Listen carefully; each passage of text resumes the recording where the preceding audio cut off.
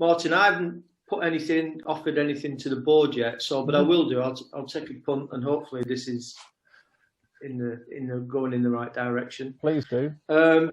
Looking at your the model here, in terms of an improvement, is that correct? So I'm looking for an improvement. So I would be looking at, and I'm in operations. Yes. But this idea of a constant, an environment of constant innovation, and looking at the opportunities to increase capacity around delivery. So expanding capacity. Jonathan, why would the compliance training you've just had, do you think, help with that expansion of capacity? Well, in terms of a cultural development within an organisation, that the status quo is not the status quo, and that all opportunities that are potentially there are constantly sought out. So in terms of that, in terms of a cultural opportunity to change culture, I think that might be an important thing. So with that in mind, that also gives us an opportunity to improve external partnerships and look for external partnerships. Nice. Maybe in a regional or a national or in a global way.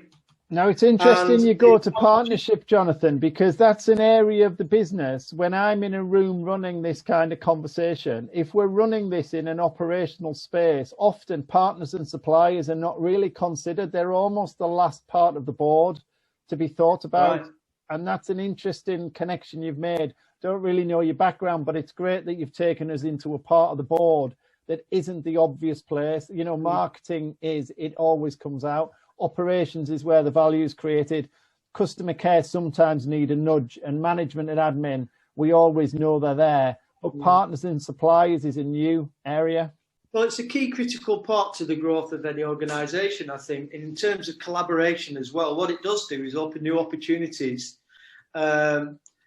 with access to resources that would other be prohibitively expensive and not really able to, very difficult to put together. So the opportunities are with an increased capacity to delivery on a maybe national or international scale, is that you actually open up new markets and have new customers, which then has a kickback to your marketing and sales guys at the same time. Yeah.